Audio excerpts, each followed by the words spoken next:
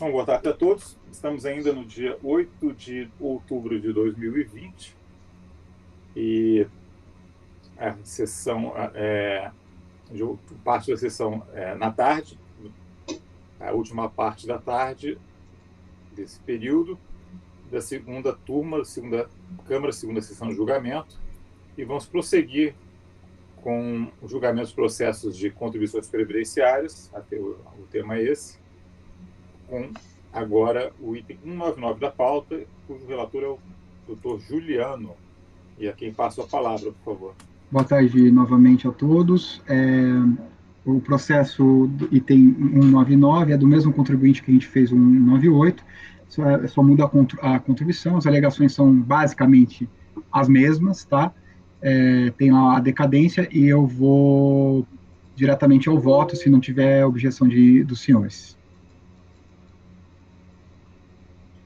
O recurso é admissível, tá? A preliminar de... Só um minutinho. O recurso voluntário atende todos os pressupostos de admissibilidade. Da decadência, vou diretamente às conclusões. No caso em foco, observamos que o objeto do lançamento de discussão se refere a fevereiro de 1996 a julho de 2004. A notificação do lançamento ocorreu no dia 7 de janeiro de 2005. E, considerando as folhas 60 a 64, comprova-se que houveram pagamentos parciais das contribuições previdenciárias nas seguintes competências. Trago uma tabela para mais fácil visualização dos senhores. Dessa forma, podemos concluir que o lançamento fiscal refere-se ao período de fevereiro de 1996 a novembro de 1999, mesmo aplicando-se a regra mais restritiva de contagem de prazo decretal estabelecida no inciso 1º do artigo 173 do CTN, foram fulminados pela decadência. Conforme se verifica, portanto, devido ao transcurso do prazo superior a 5 anos, conclui-se que o período de fevereiro de 1996 a novembro de 1999, inclusive, estão extintos em razão da decadência. A nulidade, a gente já falou bastante naquele outro voto, ela é basicamente a mesma coisa, e estou aqui rejeitando. Dessa forma, não há razão recorrente em relação à nulidade, alegação de cerceamento de defesa. Donos da prova, também digo que ela não tem razão, que ela não trouxe nada aos autos para contrapor aquilo que alega, por tais motivos, sem razão recorrente quanto a esse ponto. Vou diretamente ao dispositivo do meu voto. O exposto declara a decadência do lançamento no que concerne às competências de novembro de 99, inclusive, e quanto ao mérito, voto por negar provimento ao recurso. Vamos fazer uma modificação, o Rony apontou uma boa modificação do dispositivo, mas a conclusão é essa também.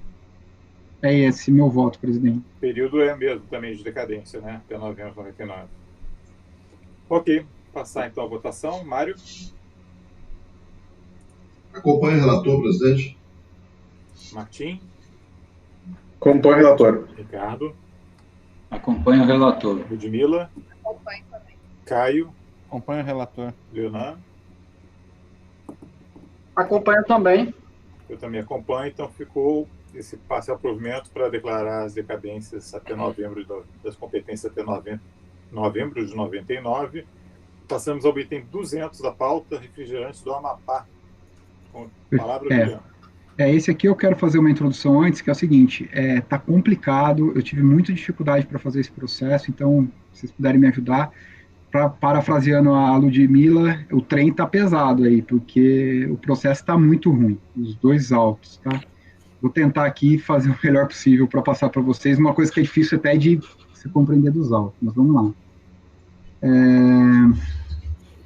Traço de crédito lançado pela fiscalização da Secretaria da Receita Federal da Previdência, contra a empresa em epígrafe, referente ao período concedido entre a competência de junho de 2000 a dezembro de 2004, cujo montante consolidado é de 31, consolidado em 31 de 3 de 2005, é de 252 mil. E se refere à parte da empresa incidente sobre as remunerações dos empregados, a parte financiamento dos benefícios concedidos em razão do grau de incidência de capacidade operativa decorrente dos riscos ambientais do trabalho e as de terceiros, salário, educação, INCRA, SESC, SENAC e SEBRAE. De acordo com o relatório fiscal da notificação do débito, os valores que integram a presente notificação referem-se à contribuição social do período identificado acima incidentes sobre a remuneração dos segurados consistentes nas folhas de pagamento declaradas em GFIP e não recolhidas em época própria à Previdência Social. Os respectivos valores estão discriminados por competência as folhas 4 a 5, discriminativo analítico DAD. Informa ainda a fiscalização que a filial CNPJX encontra-se sem movimentação desde a competência de março de 2001. A presente ação fiscal foi instituída pelo Manual de Procedimento Fiscal número X em 20 de 1 de 2001, as folhas 89, consciência pelo contribuinte 21 de 1 de 2005 e vigência até 20 de 5 de 2005. Da impugnação, inconformada com a notificação, o contribuinte apresenta impugnação tempestiva em folhas 136 a 141, juntando os documentos de folha 142 alegando em síntese, que a fiscalização cometeu 3 equívocos, pois desconsiderou o direito líquido certo do impugnante compensar valores pagos indevidos em períodos anteriores aos segurados empresários, trabalhadores avulsos e autônomos que lhes haviam prestado serviços, apontando a resolução 14 de 95 do Senado Federal, que pelo princípio da anterioridade passou a valer para o contribuinte a partir de 1º de 10 de 96.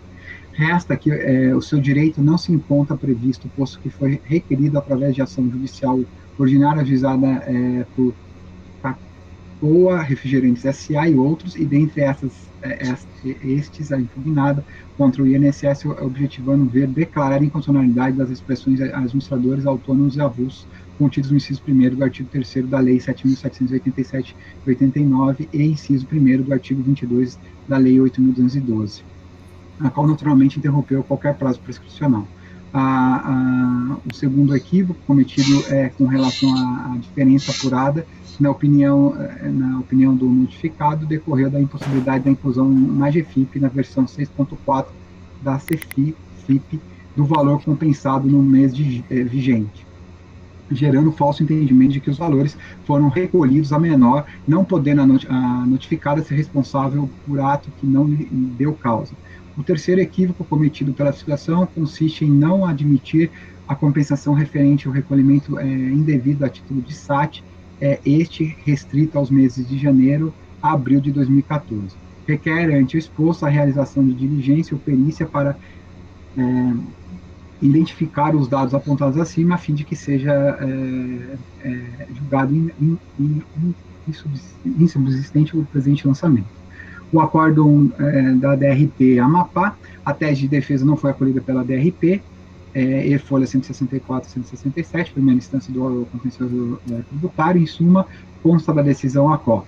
O lançamento foi realizado com base em divergências entre as datas dos efetivos recolhimentos das contribuições previdenciárias incidentes sobre a remuneração paga, devida ou creditada a segurados e empregados, e constante nas folhas de pagamento de GFIP, sendo declarado em GFIP uma confissão de dívida nos termos do parágrafo 1º do artigo 255 do Decreto 3.048, o Regulamento de Previdência Social. Com referência às alegações de que a fiscalização não admitiu a compensação de recolhimentos indevidos a título de SAT, como também a restrições impostas pela versão 6.4 da CFIP, quanto ao preenchimento da GFIP, não procedem, uma vez que não é assunto pertinente ao presente lançamento, razão porque não entraremos no mérito dessa questão. Eu grifei isso aqui, tá? Em relação ao mérito, a DRP aponta que a recorrente não trouxe aos autos nenhuma alegação quanto ao objeto do lançamento, ou seja, o social a cargo da empresa incidente sobre as remunerações pagas a segurados empregados, bem como as contribuições devidas a outras entidades, fundos terceiros declarados de GFIP e não defesa aérea. Por fim, em relação ao pedido de diligência e perícia, a DRP não acata o pedido, uma vez que entendeu que a hora recorrente não demonstrou os objetivos de tal diligência, perícia, para elucidar as questões da lide instauradas. O recurso voluntário, interposto em 15 de dezembro de 2006, e folha 177 a 192, o sujeito passivo reitera os argumentos lançados na impugnação, alegando em síntese que a decisão da DRP é nula por não ter analisado suas alegações de que a fiscalização não admitiu a compensação de recolhimento indevido a título de SAT, como também sobre a restrição do imposto pela versão 6.4 da CFIP, quanto ao preenchimento da GFIP. Conclusão que, aí tem a conclusão aqui, é o que importa relatar, o recurso passa ao voto, o recurso atende todos os pressupostos de admissibilidade, em grande arrazoado, em suma, a recorrente alega que a decisão da DRP é nula por não ter analisado suas alegações de que a fiscalização não admitiu a compensação dos recolhimentos indevidos a títulos de SAT, como também sobre a restrição imposta pela versão 6.4 CFIP quanto ao preenchimento da GFIP, sendo que o lançamento em foco só se deu em razão da autoridade fiscal desconsiderar a compensação por recolhimento indevido, bem como a impossibilidade do sistema CFIP versão 6.4 aceitar as compensações dos meses de incêndios e completa que o lançamento não poderia existir por não ter sido considerado o seu crédito e pelos problemas da CFIP. Vejamos o trecho da peça recursal, deixo de citá-la, acabei de resumi-la. De fato, a análise da decisão proferida pela Delegacia da Receita Previdenciária no Amapá, verifica-se que a questão da compensação alegada pela recorrente não foi devidamente apreciada sob o argumento de que não se tratava do assunto pertinente ao lançamento. Ocorre, no entanto, que tal fato era principal argumento de defesa do recorrente e deveriam ter sido objeto da análise da Delegacia da Receita Previdenciária em atenção ao contraditório e à ampla defesa. O artigo 59, inciso 2º do Decreto 70.235 é expresso no sentido de que são nulos os despachos e decisões proferidas por autoridade incompetente ou preterição de direito de defesa. Portanto, restou omissa a decisão de primeira instância que deixou de analisar os argumentos trazidos pelo recorrente, devendo nos autos retornar à origem para que seja devidamente apresentados, evitando a supressão de instância. Cito alguns julgados. Assim sendo, há que se reconhecer a nulidade da decisão de primeira instância, devendo os autos retornar para o novo julgamento com análise de todas as matérias suscitadas pelo recorrente, ficando prejudicado, portanto, as demais matérias.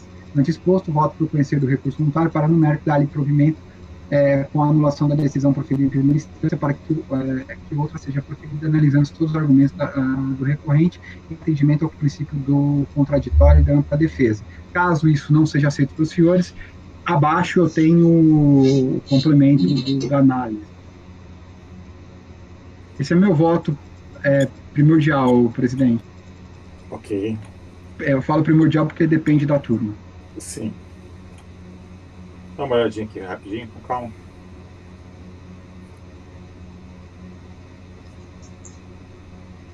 Juliano, você tem rápido aí a página que está em impugnação? Por acaso você tem?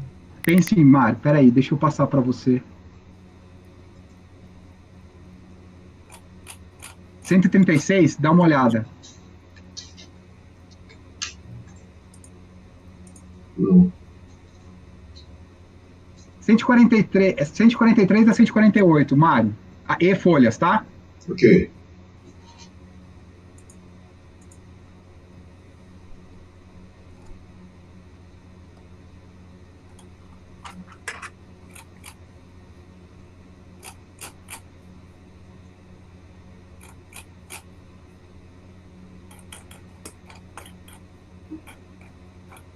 Eu não entendi muito por que ela não acatou mesmo? Por que ela diz que a matéria de compensação não é pertinente à LID, a DRP.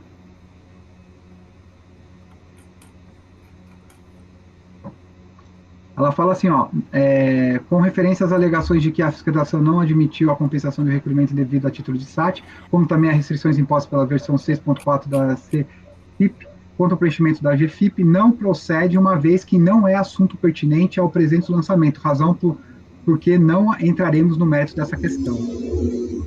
E os colegas bons de compensação aí, né, Leonardo? Não quer dar uma contribuição, não? Eu realmente a verdade aqui é porque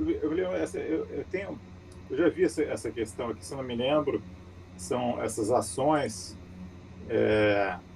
tem que tirar lá do fundo do baú, mas são contribuições sobre pagamentos de prolabore, se não me engano, e remunerações de autônomos avulsos, e aí tinha uma lei, lei 7787-89, e aí isso aí foi considerado inconstitucional pelo Supremo, e aí o que aconteceu depois disso? Depois teve essa resolução do Senado, depois teve na sequência, e aí os contribuintes faziam compensações, utilizavam esses créditos para se autocompensar. e eles iam alguns entravam com medida judicial, é uma questão bem antiga, né? E aí alguns faziam compensação por conta própria, outros entravam com compensação judicial. E aí, nesse caso aqui, é isso que eu quero entender o que aconteceu. Ele pegou esses créditos, ele fez compensação, e aí, mas só que, tipo assim, ele não está possuindo direito creditório, né? A Previdência lançou, falando que ele não tinha recolhido, ele falou, não, eu recolhi porque eu tenho compensado. Compensado desses créditos. Essa foi a alegação dele. E aí, por que eles estão considerando...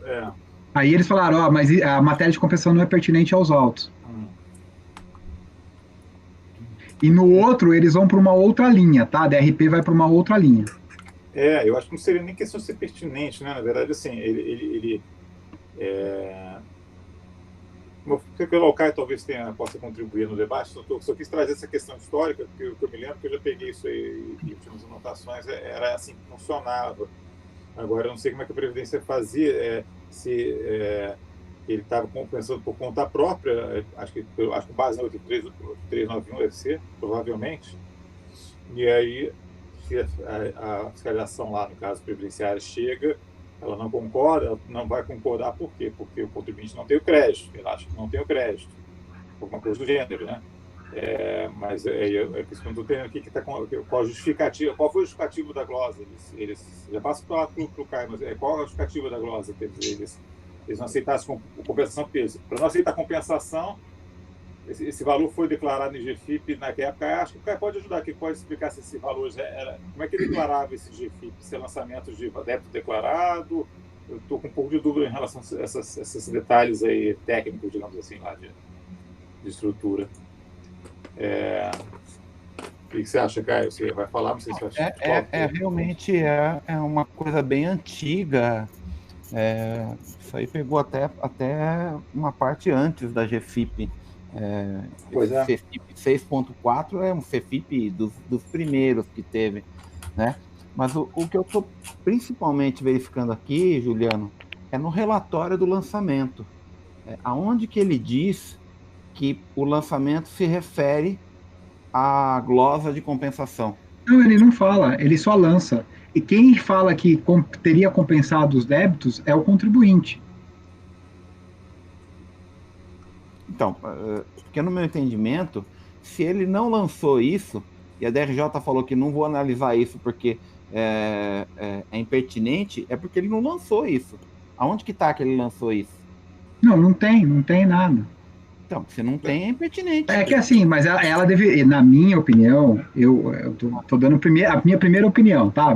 Depois, se precisar, eu tenho o meu voto, eu trouxe o voto como o Ricardo pede. Mas, assim, a DRP deveria ter falado. Deveria ter falado o quê, além do mais? Exatamente o que você está falando. Ela podia ter completado para dizer assim, é impertinente porque não foi lançado. Não tem. Assim, Você está falando que foi lançado, você quer dizer o que exatamente? Que essa matéria não consta do lançamento. Veja. Olha só, ele está dizendo assim. Eu estou com o relatório fiscal aberto. Qual página? Acho que é melhor dar uma olhada também. Isso. Na página 93. Tem que olhar aqui. É porque a minha questão é um pouco assim. De onde surgiram esses débitos? Estavam na GFIP daquela época, e aí o contribuinte não fez uma vinculação, uma compensação, não permitia. Oi? O relatório fiscal não fala que o lançamento abrange glosa desses débitos. Não, mas assim, não, tudo bem, mas assim, o que eu quero dizer, os débitos que estão são outros débitos? Sim, ele não especifica. Ele diz aqui, ó, fatos geradores e espécies de crédito apurado. Parte do crédito apurado refere-se a contribuições previdenciárias para financiamento da Seguridade Social do regime próprio, a cargo da empresa incidente sobre remuneração de empregados, e a cargo da empresa para o financiamento dos benefícios de incapacidade laborativa. Outra parte do crédito apurado refere-se a contribuições cuja arrecadação e fiscalização que são os terceiros. E só. Em nenhum momento ele fala que ele está lançando isso porque a empresa compensou indevidamente em GFIP, algum crédito. Sim, aí vem o contribuinte, a contribuinte fala, eu compensei existe uma compensação desses valores. Aí vem a base para o levantamento foi com base na GFIP. Então, em tese, ele botou lá na GFIP e parece que, aparentemente, na GFIP ele não preencheu. Não sei se aí é aquela questão que eu não sei, como é que era a GFIP 6.4, aí é dose. Mas, assim, aparentemente não foi vinculado, se é que era possível vincular nessa GFIP, o pagamento desse crédito a uma quitação, uma extinção desse crédito por compensação. Aparentemente não tinha essa informação na GFIP, tanto que eles lançaram a GFIP que foi pelas informações da GFIP. Aí, a primeira dúvida que eu tenho, que eu não sei, talvez o Caio saiba, talvez não saiba também, se na época era permitido fazer vinculação, porque, na verdade, é o que eu estou dizendo, se são créditos que eles ganharam, que existe essa decisão suprema, então o que acontece? Eles faziam por conta própria. Tudo bem, fazer por conta própria pela contabilidade. Agora, o sistema permitia que isso fosse informado, se não, o que acontece? Ele pode, de repente, tudo bem, na GFIP o fiscal não viu nada compensado, não viu nenhuma vinculação, vou lançar tudo, então não estou glosando compensação. E depois chega o contribuinte e diz, olha não, isso aqui eu compensei, tá? Ele não formou isso na GFIP, mas eu tenho esses créditos e GFIP. Aí o que eu acho? Também, aí é a questão, quer dizer, a DRJ chega, não, mas você não... A gente nem viu essa sua compensação, a gente olhou só o GFIP e lançou, porque você já declarou débitos lá, mas sem vinculação nenhuma, não tem pagamento, a gente lançou. Mas aí a gente pode dizer que a DRJ ela pode se negar, estou pintando um panorama que parece que está acontecendo aqui, tá? Pelo que eu estou vendo. Agora a DRJ pode chegar, não, eu não vou examinar esse teu argumento porque a gente não está falando de compensação. Então, a pergunta que eu faço primeiro de todas é essa: a GFIP permitia que fosse informado esse tipo de vinculação? Posteriormente pode, DCTF pode, etc. Agora, permitisse, como é que eles marcavam isso aí? Eu não sei. Nesse não tenho essa certeza. É um programa bem antigo e... não, imagino. Imagino. Não sei que... Me lembro. Ancião. Eu lembro do 8.4. Agora, sim, a partir do momento, independentemente das GFIP permitir, a DRJ poderia dizer assim, olha, isso aqui, essa compensação aqui, eu nem vou examinar isso aí, eu acho estranho, né? Um pouco esse tipo de argumento. E pior que ela tem um outro processo, que a gente vai falar daqui a pouco, que ela deu a DRP fez outra coisa. Uhum. Falou que os créditos estavam prescritos. Eu acho assim. Provavelmente foi outra julgadora que fez, porque nessa época eram julgamentos monocráticos. Aí você dava um processo para um processo para o outro, saía duas decisões diferentes. Eles não conversavam entre si.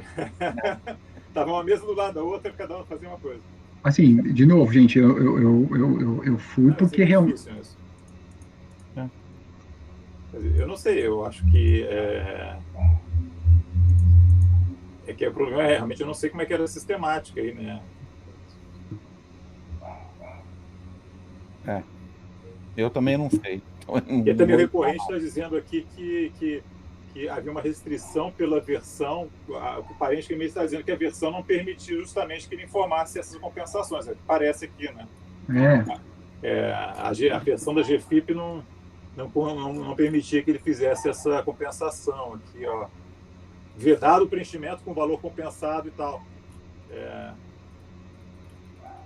Eu tendo a concordar aí um pouco com o relator, assim, pelo que eu estou vendo, porque se a GFIP não permitir informar a compensação e diz que todo débito através de uma compensação, então, tipo, pode ser o que a DJ poderia chegar e dizer assim, você não comprovou que tem esses créditos, você não comprovou, ou então você apresenta então essa contabilidade, baixar em diligência para a autoridade lá, a lançadora, verificar isso aí, mas simplesmente eu não vou conhecer porque o contribuinte não está negando que tem os débitos, né?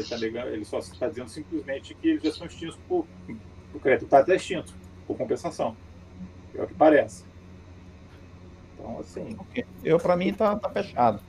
Eu estou pronto para julgar. Não sei se alguém tem alguma consideração adicional. Estou vendo pela narrativa aí, né? Estou tentando, né, junto com vocês aqui, estou no processo se puder, Caio, você está pronto no sentido de acompanhar ou mudou de... Ou vai...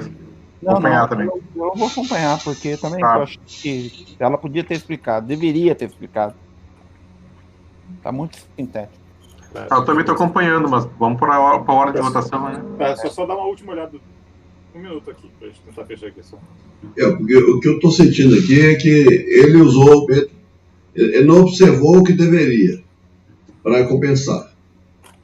Agora, tinha que ter enfrentado isso na decisão, né? Eu acho também, tinha que ter enfrentado. Ele compensou errado porque foi na meio no peito, vamos dizer assim.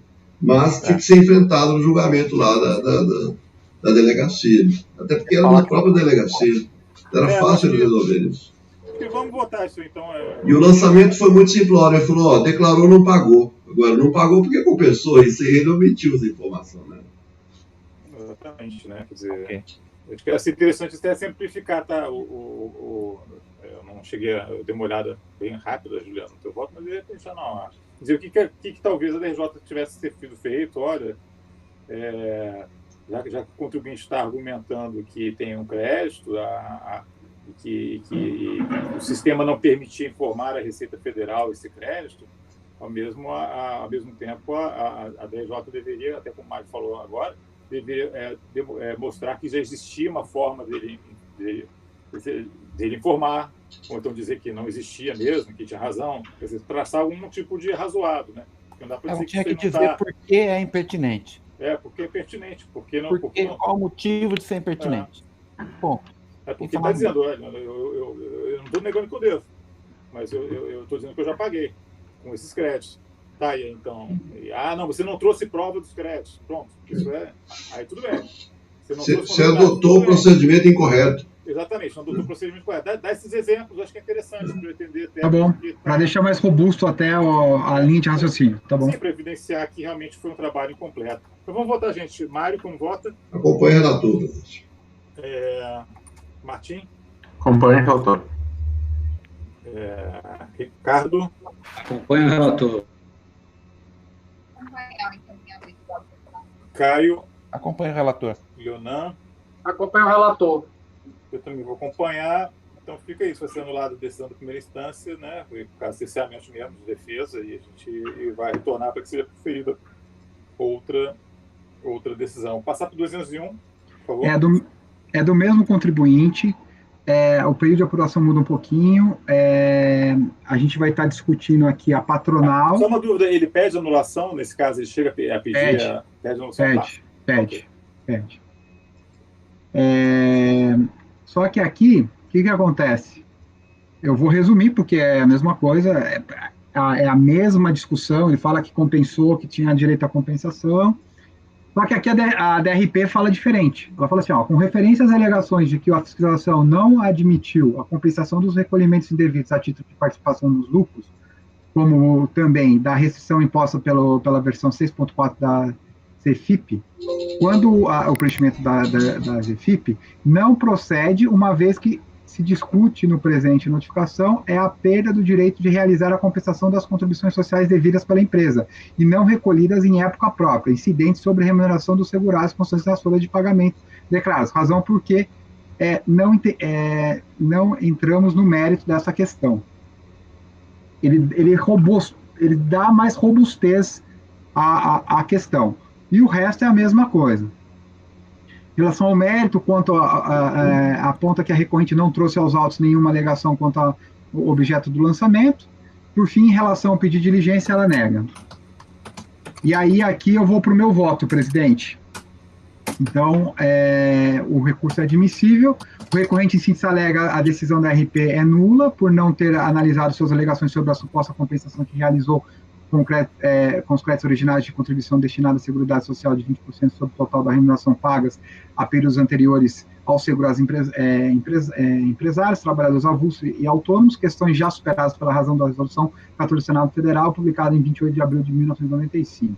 Neste tópico não há razão recorrente, pois nestes autos a DRP Amapá se manifesta sobre a suposta compensação, apontando que não houve que houve a prescrição quanto ao direito de compensação do contribuinte.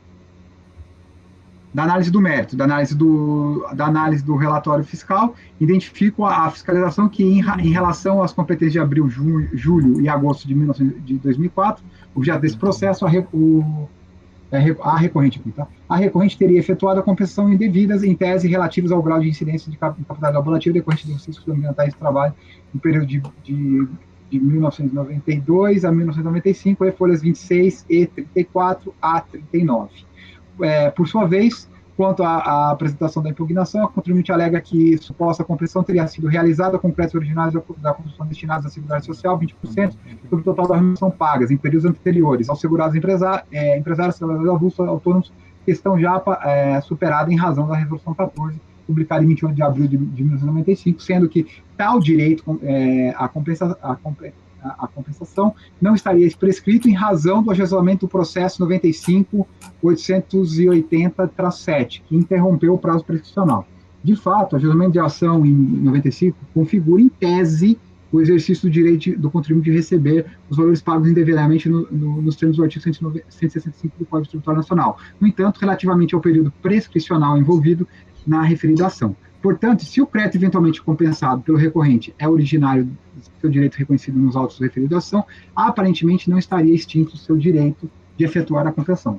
Por outro lado, embora em tese o direito da recorrente tenha sido exercido em tempo, não houve a comprovação nos presentes autos quanto à existência do suposto crédito. Confira-se que o recorrente transcreve nas razões recursais a ementa do F-acórdão proferido naqueles autos, sem, no entanto, trazer os documentos que comprovem a existência do crédito, por exemplo, cópia de principais peças do processo em que houve o reconhecimento do crédito, documentos contábeis que comprovem a existência do crédito e a compensação realizada. Isto, a comprovação documental, a forma como a compensação foi realizada. Mesmo argumentando válido para a compensação referente ao recolhimento indevido a título de participação nos lucros referentes aos meses de junho, julho e agosto de 2004, e folha 113. Eis que, embora tenha transcrito uma planilha a justificar tais compensações, não comprova documentalmente a existência de créditos. Diz-se que o recorrente requereu diligência a comprovar tais compensações. No entanto, sequer trouxe aos autos qualquer indício de prova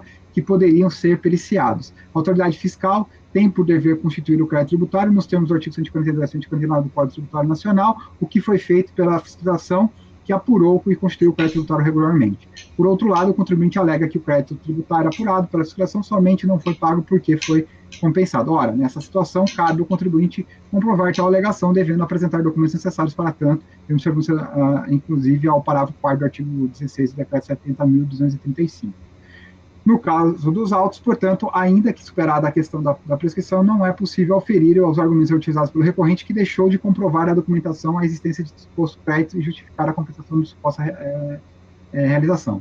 Da análise de julgado acima citado, de fato, a diligência especial não existe para suprir o ônus da prova colocado às partes. Não tendo havido comprovação da existência de alegado crédito, não há como se analisar, portanto, a questão de restrição imposta pela versão 6.4 CFIP quanto ao preenchimento da GFIP. Assim sendo, apesar do recorrente ter exercido seu direito nos termos do artigo 165 do Código Tributário Nacional, esse 253 do Regulamento de Previdência Social, sem razão recorrente, que deixou de comprovar documentalmente seus argumentos. Ante o exposto, voto por negar provimento do recurso. Esse é meu voto nesse...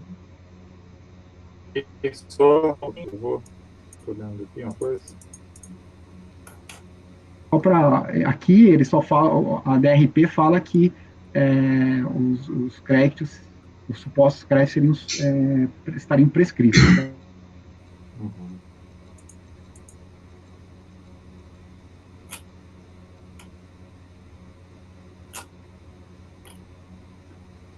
Ok, alguém está com alguma dúvida? Vou passar a votação? Eu queria dar só uma olhadinha nessa questão do prazo aqui, porque aí foi enfrentado, né? Falou que estava a prescrição. Só que o fundamento lá não é muito bom, né? Porque ela falou que conta da decisão do Senado, não é isso, né? A decisão do Senado por si só não daria direito à compensação de nada.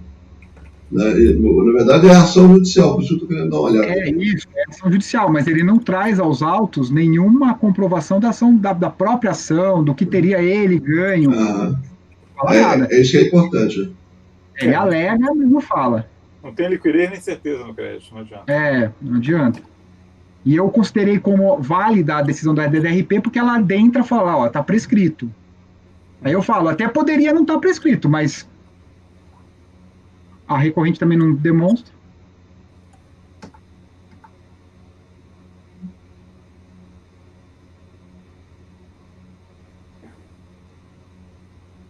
Se estiver pronto, pode falar com a gente, tá, Mário? Uhum.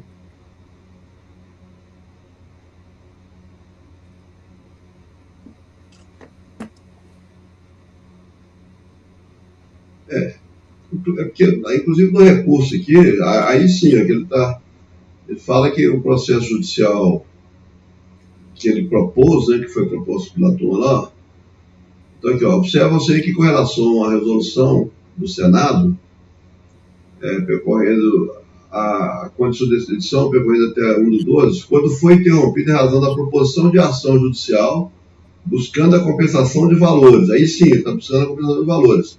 Na apelação civil, junto ao TRF, se encontra interrompida até a pleridade de fato de referido feito, enquanto sob ampliação no Superior Tribunal de Justiça, não ocorrendo, portanto, trânsito julgado. Se não tinha trânsito julgado, não tinha direito a compensação nenhuma, né?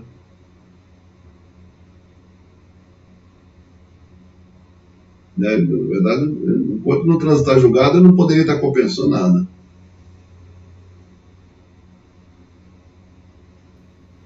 Depende da época, né? R$ 170 de 2001, eu acho. Isso. Eu não sei qual é o período aqui. Acho que é posterior. Acho que ele fez a compensação, eles faziam com base em 83 de 91, na própria contabilidade, estruturação que o pessoal fazia. Não, aqui o período é... Cadê o período? Vamos lá, Mário. O período é 4/2004. O meu fundamento, Mário, foi, olha, ele não trouxe nem prova que tem crédito, então... eu acho que tem que acertar isso, ele não alega nem que tenha decisão judicial que ele garanta essa compensação. O fato de ter uma lei afastada não quer dizer que todo mundo tem direito a compensar. Né? Não, eu falo que ele não traz nenhuma prova de auto, eu não falo nada. Ok, estou apto a votar. Então, vamos lá. Acompanhe o relator. Ok. Também acompanho. Ricardo? Acompanho. Ludmila? Caio? Acompanha o relator. Leonan? Acompanho o relator. Eu também acompanho, então ficou por unanimidade de votos, negar provimento do recurso. Agora vamos passar para o 202. Interessado, Samira, com a palavra ainda, doutor. Juliano. Vamos lá. Obrigado, presidente.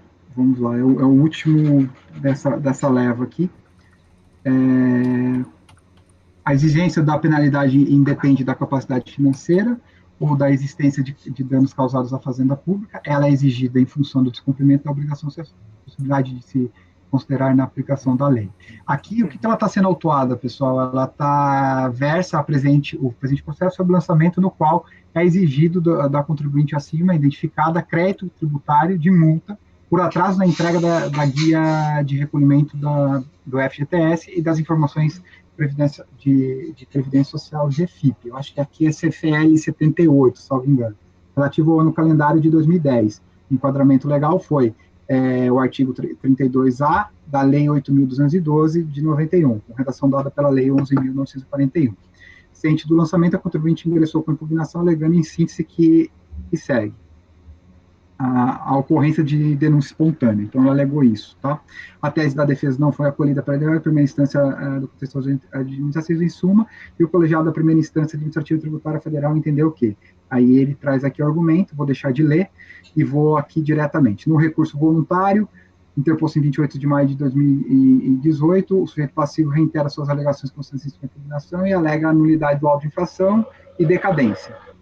Em face do exposto, a recorrente vem respeitosamente requerer perante vossas senhorias o processamento e o acolhimento do recurso para o recebimento do recurso no seu duplo efeito, a anulação completa do auto em razão de sua patente inconstitucionalidade, porque está enviado de irregularidades formais e materiais, conforme disposto no artigo 107, A 112 do CTN e artigo 32A da Lei 8.212 e inciso 4 do artigo 150 da Constituição Federal. Declaração de decadência das competências 1 a 9 do auto de infração acima, referido com fundamento no inciso do inciso 5. Perdi aqui. Vamos lá, vamos para frente. Caso os pedidos requeridos de anulação ou da decadência não sejam atacados, que seja aplicado integralmente o pedido de redução da penalidade aplicada, tanto pelo princípio da vedação ao confisco, como pelo disposto no artigo 35b da Lei Complementar 123 de 2006. Nesse contexto, foi encaminhado para o sorteio para a minha relatoria. O recurso voluntário tem todos os pressupostos de admissibilidade, da nulidade, nesse tópico, em suma, recorrente aduz que a infração foi lavrada com várias unidades diferentes, a inconstitucionalidade do enquadramento legal da infração, a não observância do artigo 107 e 112 do CTN, a incorreta aplicação do parágrafo 3º do artigo 32A, que estabeleceu a multa mínima de 500, nos demais casos, a não aplicação da multa mais benéfica à recorrente com um fundamento ao artigo 38B da Lei Complementar 123C, que trata de microempresa e empresa de pequeno porte. Pois bem. Juliano, desculpa, essa matéria é recorrente, tá? A gente julgou isso aí, eu e o Leonan, essa turma já julgou centenas desses processos, aquela multa para trás de entrega de EFIP, né? Você pode resumir o máximo que se der, porque realmente a matéria é bastante tranquila, tá? Você está resumido, mas só mais, pode resumir mais ainda. Não, tá bom, eu tô afastando toda a parte de nulidade, tá escrito aqui, vocês estão vendo aqui, tá? Eu falo que não tem nenhuma nulidade em relação ao enquadramento legal da infração e nada disso. Demais, conforme se verifica, o recorrente teve pleno conhecimento da fiscalização, então estou afastando a nulidade. Também digo que não tem a decadência, porque é um dos fatores alegados por ela, e ante exposto, voto por negar provimento ao recurso. Esse é o meu voto, presidente. Super resumido. Vocês se lembram, né? Foram lotes aí, foram centenas e centenas de processos que contando repetitivo, mas eu fui uns 20, o Leonardo foi uns 30, uma coisa assim, ou 30. O maior repetitivo que eu vi, teve um repetitivo que eu acho que tinha 500 processos. Exatamente, bota repetitivo nisso. Então, vou passar a votação, doutor Mário. Acompanhe o relator. Martim. Acompanhe o relator. Ricardo. Acompanho. Ludmila. Acompanho também. Caio. Acompanho o relator. Leonan. Acompanho também. Eu também acompanho, então ficou negar provimento para o item 202 e os repetitivos até o 211, que estão vinculados a esse paradigma. E podemos passar para o 212, ainda não era o último, temos ainda esses dois últimos aí que que eu não tinha considerado que eles eram paradigmas, mas vamos lá. Então, 212. Isso aqui é um processo acima de 1 milhão e abaixo de 8, tá? Tá voltando aqui.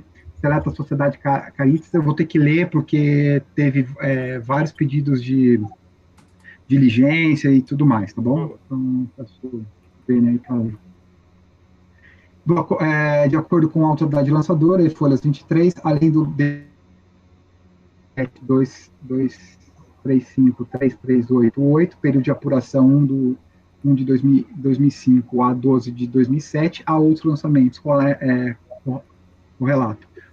O auto de infração 372353371, que também será apreciado por esse respeitado colegiado nessa sessão de julgamento. Vejamos, tá?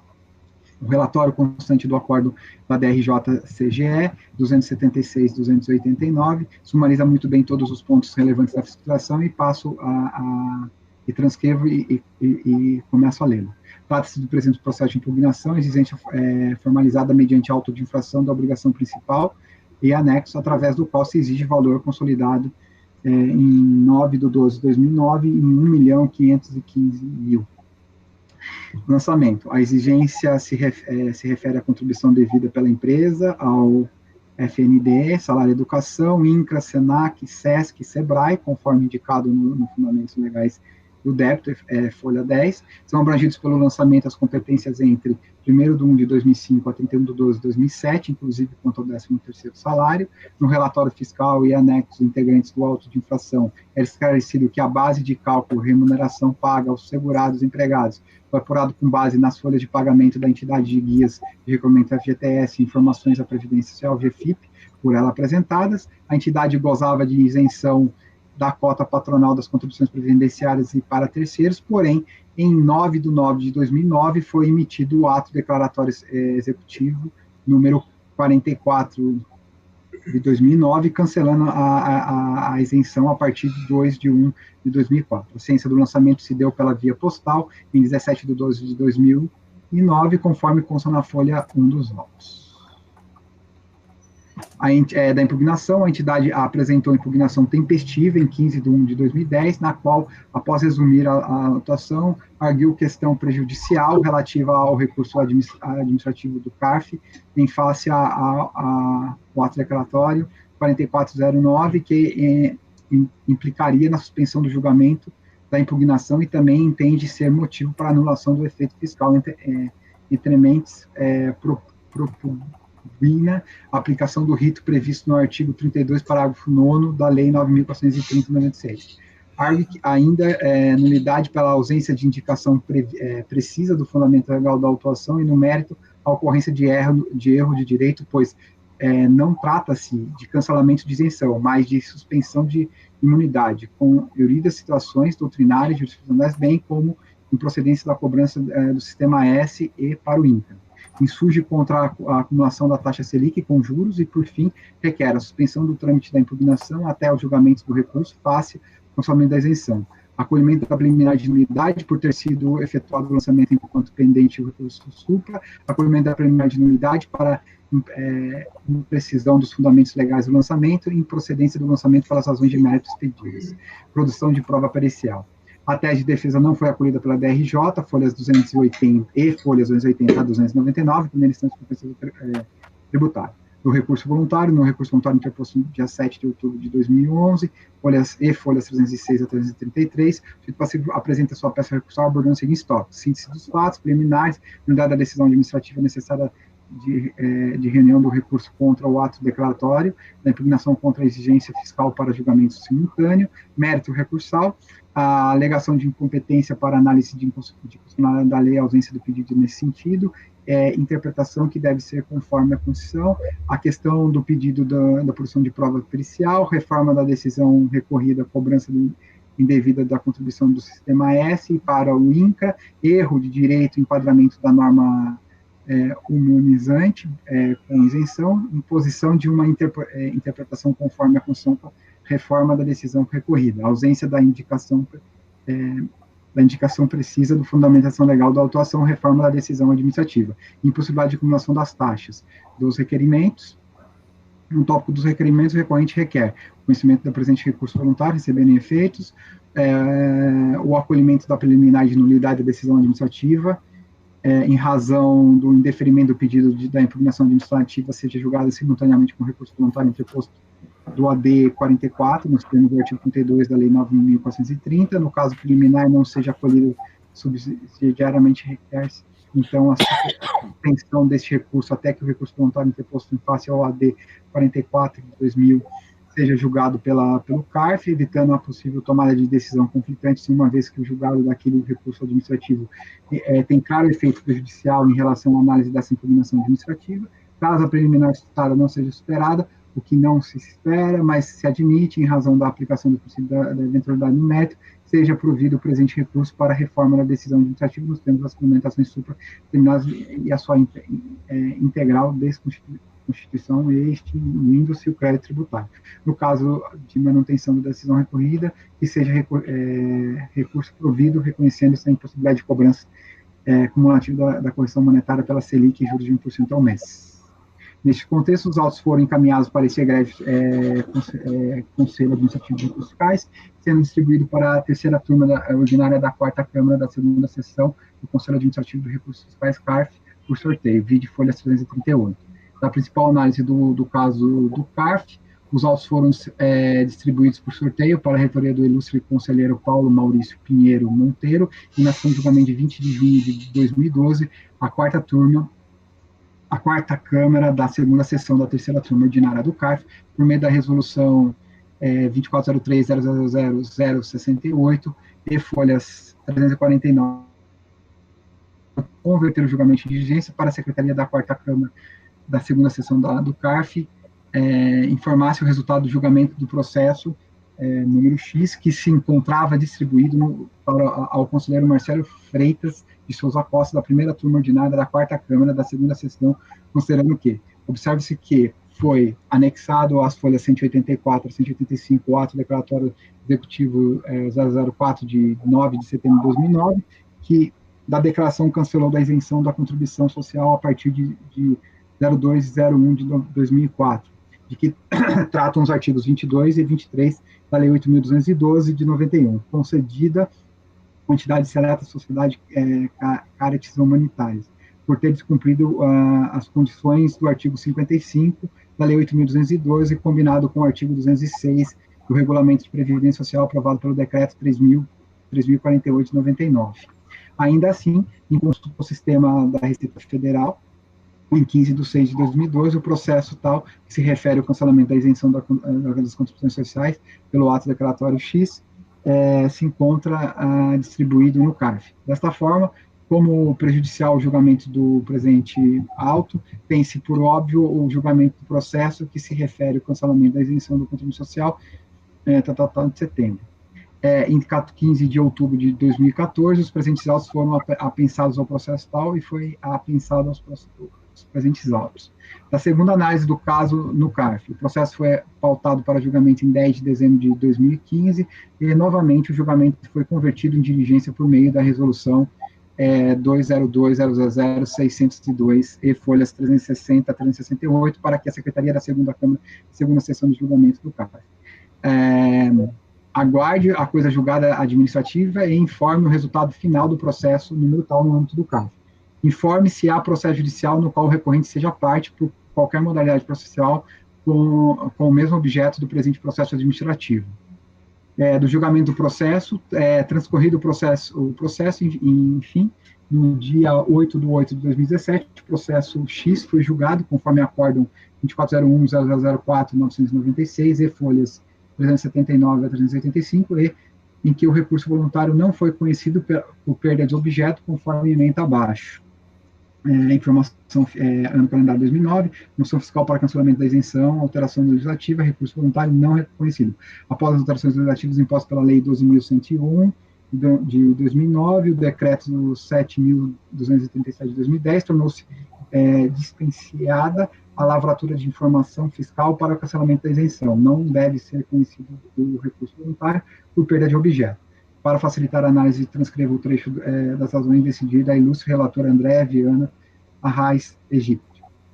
Juntamente com a informação fiscal, a autoridade fiscalizadora ainda lavrou o auto de infração número X, estão sendo discutidos os efetivos existências dos créditos tributários. O processo ora sobre julgamento, versa sobre informação fiscal relacionada ao cancelamento de isenção da contribuinte, no entanto, quanto à sua lavratura, tenha sido adequada à época, com a mudança da legislação e tendo em vista a regra esculpida no artigo 144, parágrafo 1º do CTN. Tornou-se disciplinada a sua propositura, tendo em vista que todos os fatos justificam a constituição do crédito tributário deverão ser discutidos no bojo dos autos de infração correspondente à exigência dos respectivos créditos, com amplo direito de defesa. Assim, tendo em vista acima exposto, entendo que a informação fiscal perdeu seu objeto, uma vez que a análise do cancelamento da isenção deve ser perfectibilizada nos autos do processo administrativo relacionados aos autos de infração, ou ao que tem como consequência a perda do objeto do recurso voluntário que busca combater. Por esta razão, em razão do trânsito julgado do processo tal, que motivou o sobrestamento dos processos dos presentes autos, em cumprimento à decisão judicial proferida no mandado de segurança do processo número X, esses autos foram redistribuídos, eis que o relator anterior não mais integra nenhum dos colegiados da sessão. Neste contexto, os autos foram distribuídos por sorteio público para esta relatoria. O relatório, presidente, passa ao voto. Ok. O recurso voluntário atende todos os pressupostos de admissibilidade, por isso eu reconheço. Das preliminares, em atenção à preliminar de nulidade da decisão administrativa em relação à necessidade de reunião do recurso contra o ato decretado de impugnação contra a exigência fiscal para julgamento simultâneo, houve perda do objeto em razão do trânsito em julgado do processo, e que o recurso não foi conhecido e restou decidido que a análise do cancelamento da isenção deve ser feita nos autos dos processos administrativos relacionados aos autos de infração. Por essa razão, a análise a respeito do cancelamento da isenção será realizada nos presentes autos em tópico específico. Quanto à alegação de respeito ao do pedido de produção de prova pericial, sem razão a recorrente, eis que não observou o contido no inciso 4 do artigo 16 do decreto 70.235, conforme decidido pela DRJ. Não obstante, o que se verifica nos autos é que trata-se de matéria exclusivamente de direito, ou seja, se correto ou não o cancelamento da isenção e imunidade da recorrente, o que será tratado em tópico próprio. Não assiste razão recorrente em relação às demais unidades alegadas, uma vez que se verificou que o lançamento em análise foi realizado pela autoridade autuante, no exercício do seu dever funcional, vinculado e obrigatório, de efetuar o lançamento quando identificada a infração fiscal, nos moldes do disposto no artigo 142 do CTN, e revestido de todas as formalidades necessárias, bem como não há, nestes autos, nenhum das hipóteses de nulidade estabelecidas no artigo 59 do decreto 70.235. Afastadas as preliminares, passamos à análise do mérito, da imunidade das entidades beneficentes de assistência social. Conforme se verifica, o cerne da questão envolve o cancelamento da isenção prevista no artigo 195, parágrafo 7º da Constituição Federal de 88, eis que, em procedimento de fiscalização realizado nas dependências da recorrente, constatou-se irregularidade que levaram ao cancelamento da referida isenção conforme atos declaratórios 44 de 2009, e, por consequência, a lavratura de diversos atos de infração para a cobrança de contribuições previdenciárias. Considerando o trânsito em julgado da decisão proferida no processo X, que restou decidido que a análise do cancelamento da isenção deve ser precipitada nos autos do processo administrativo relacionados aos autos de infração, passamos à análise referida à isenção. Pois bem, a imunidade suscitada pela recorrente está prevista no artigo 195, parágrafo 7º da Constituição Federal, assim redigida, deixo de citar. Portanto, da leitura do dispositivo acima, transcrito, apesar da menção à isenção, na verdade estamos falando de imunidade, as entidades devem atender às exigências estabelecidas em lei. Essas exigências estavam previstas no artigo 55 da Lei 8.202, vigente à época. Vejamos, cito o artigo e grifo aqui, sejam portadores de certificados de entidade beneficente, os CEBAs, né? Vale ressaltar, quanto a este tema, que o Supremo Tribunal Federal assim decidiu quanto ao julgamento dos embargos declarados são opostos no recurso ordinário 566-622, J, em 18 de dezembro de 2019, disponibilizou no Diário da Justiça Eletrônico, em 11 de maio de 2020, confere-se a transcrição da emenda. Embargos de declaração, recurso extraordinário sobre o rito de repercussão geral, tema T2, exame conjunto com as ADINs X, entidades beneficentes da assistência social, imunidade e contribuições sociais, artigo 149, inciso 2, artigo 195, que já é de conhecimento de todos aqui, e eu grifo aqui o segundo. É constitucional o artigo 55, inciso 2 da Lei 8.212, na redação original, nas redações que lhe foram dadas pelo artigo 5º da Lei 9.429 e pelo artigo 3º da medida provisória 21187 de 2001. Conforme se verifica, o STF afirmou o entendimento no sentido de que a lei complementar complementar é forma somente exigível para definições de modo de beneficente da autuação da autuação das entidades de assistência social complementares pelo artigo 195, parágrafo 7º da Constituição Federal, especificamente no que se refere à instituição de contrapartidas a serem observadas por elas. Por sua vez, julgou constitucional o artigo 55, inciso 2 da Lei 8.212, que trata da exigência do registro do Conselho Nacional de Assistência Social. Ora, tendo sido proferida a decisão em julgamento de RE, com repercussão geral, há que se acatar a referida decisão proferida pelo Supremo Tribunal Federal em observância ao disposto no artigo 62, parágrafo 2º do anexo 2º do regimento interno do CARF, portanto, plenamente aplicável à lei ordinária, não sendo aplicável, no caso, o artigo 14 do Código Tributário Nacional, como pretende a recorrente. Esclarece que o artigo 55 da Lei 8.212 foi revogado pela Lei 12.000 101. No entanto, no caso dos autos, considerando o período objeto da autuação entre janeiro de 2005 e dezembro de 2007, a corrente estava sujeita à Lei 8.212 e à Lei 8.742, que tratava da competência do Conselho Nacional de Assistência Social para conceder o registro certificado de identidade beneficente de assistência social. Portanto, para fazer jus à imunidade prevista no artigo 195, parágrafo 7º da Constituição Federal, necessário o cumprimento de todos os requisitos exigidos no artigo 55 da Lei 8.212, para poder obter o registro do certificado da entidade beneficente de assistência social. Da análise dos autos, que se verifica que a recorrente descumpriu o artigo 55 da Lei 8.812 e que restou confirmado pela Delegacia da Receita Federal do Brasil de Campo Grande, conforme ato declaratório 44, com o cancelamento da isenção das contribuições previstas nos artigos 22 e 23 da Lei 8.212.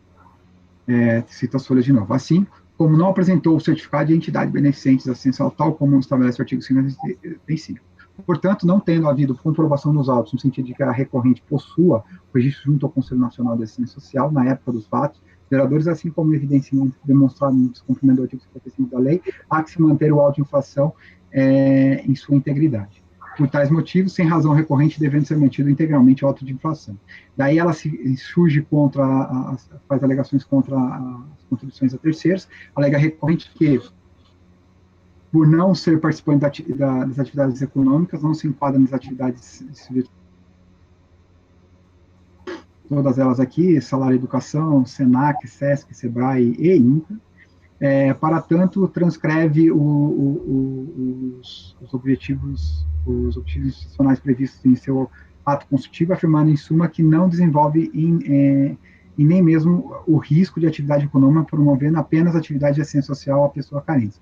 Quanto à contribuição para o INCA, alega que não desenvolve atividades industriais, portanto, não possui obrigação legal de contribuição para o INCA. Quanto à contribuição para o SENAC, SESC, alega que somente é devida pelos estabelecimentos comerciais cujas atividades, de acordo com o quadro que se refere ao artigo 577 das Constituições da Lei do Trabalho, estiverem enquadradas nas federações, sindicatos, corporativos e confederações nacionais de comércio, sendo que somente pode ser sujeitos passivos das condições para o SEBRAE aquelas empresas que figuram como contribuintes para o Senai, SESI e SESC.